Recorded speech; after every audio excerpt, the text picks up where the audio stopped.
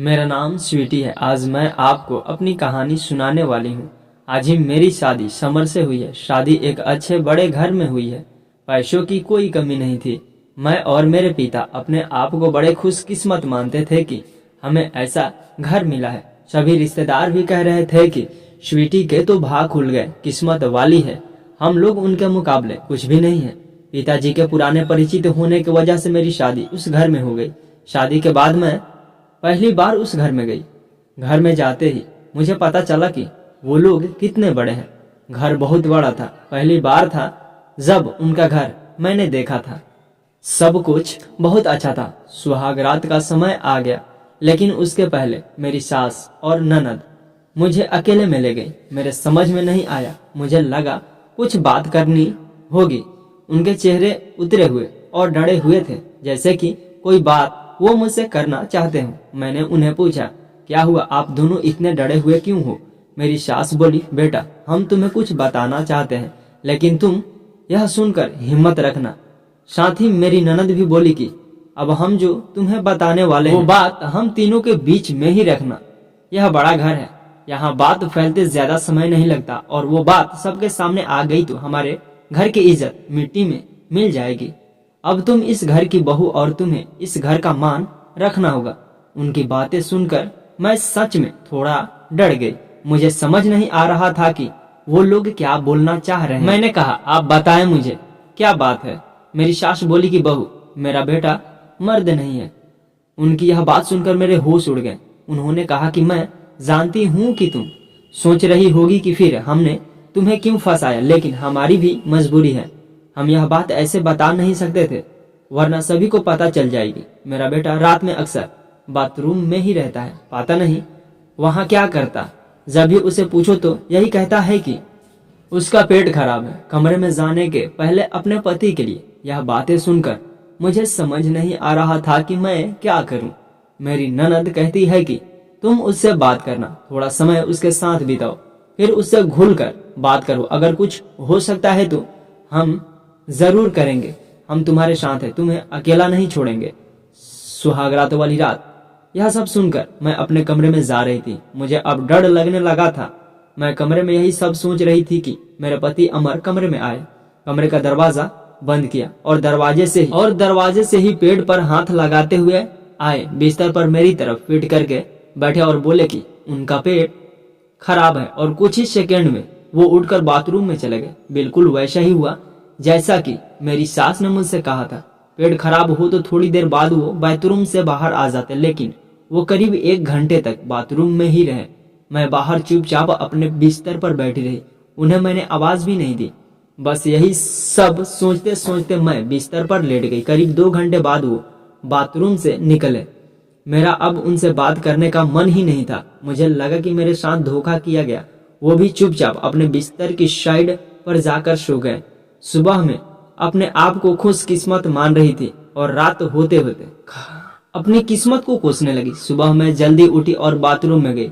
Bathroom में जैसे ही गई मेरे होश उड़ गए, क्योंकि बाथरूम में एक नई नाइटी थी, साथ ही मेकअप का सामान। यह सब क्या था मुझे समझ नहीं आ रहा था। एक ऐसे इंसान से मेरी शादी क्यों करवा दी? सुबह मेरी सास और ननद ने मुझसे पूछा, क्या हुआ बेटी रात में? मैंने कहा, वही जो आपने बताया था।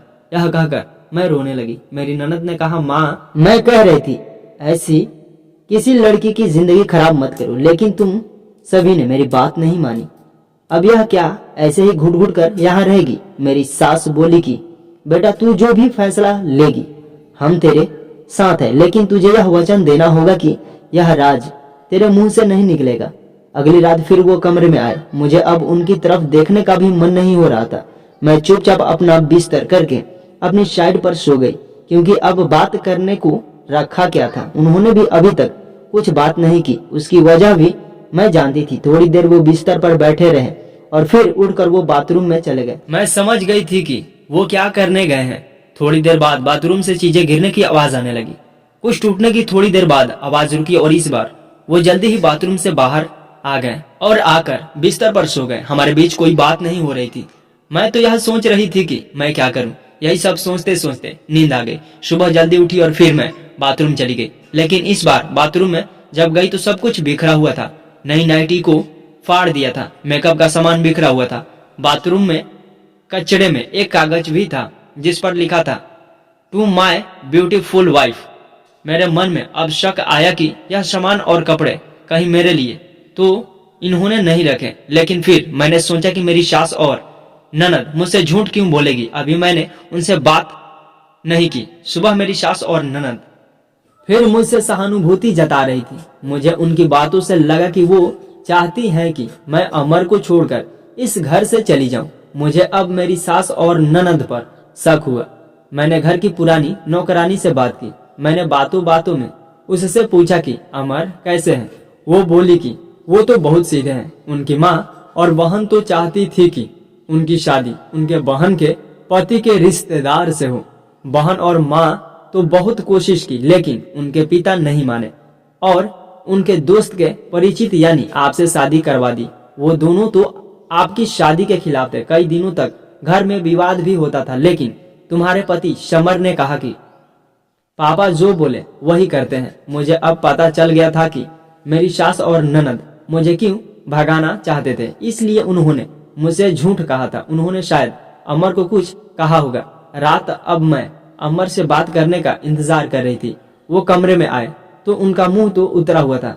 यह पहली बार था जब मैं उनसे बात करने वाली थी। उनके आते ही मैंने कहा, आप मुझसे कुछ बात करना चाहते हैं? वो बोले, अब बात करने को रखा क्या है। पापा का विश्वास था कि वो घर अच्छा है, इसलिए मैंने माँ और बहन की ना सुनकर तुमसे शादी की और तुमने सच छिपाया। मैंने बोला, क्या सच? सच कि तुम मुझसे शादी नहीं करना चाहती थी। तुम्हारी जिंदगी में अभी भी कोई और है। यह बात तुमने ही तो माँ को बताई थी। घर की इज्जत और पापा के कारण मैं चुप हूँ, कुछ कदम नहीं उठा रहा। और मैंने भी देख लिया, सुहाग रात जिंदगी में बहुत स्पेशल होती है, लेकिन मेरे बाथरूम में 2 घंटे रहने पर भी तुम्हें फर्क नहीं पड़ा। माँ ने सही कहा था कि तुम आवाज भी नहीं दोगी, बात भी नहीं करोगी।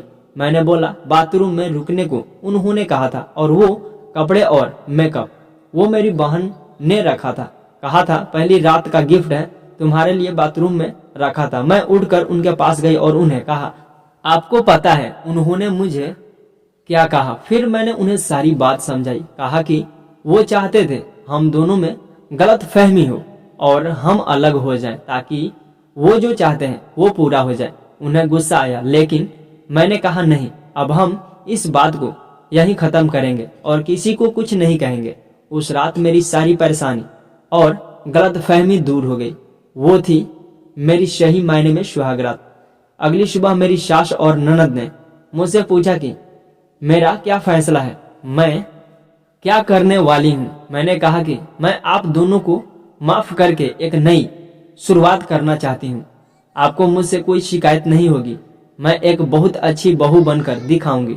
मेरे चेहरे पर मुस्कान देखकर उनके चेहरे उतर गए। ननद तो उसी दिन अपने घर चली गई। आपको यह कहानी कैसी लगी कमेंट कर हमें जरूर बताएं। इसी तरह की अच्छी कहानियाँ सुनने के लिए आप हमारे चैनल को सब्सक्राइब करें। थैंक यू दोस्तों इस वीडियो को पूरा देखने के लिए।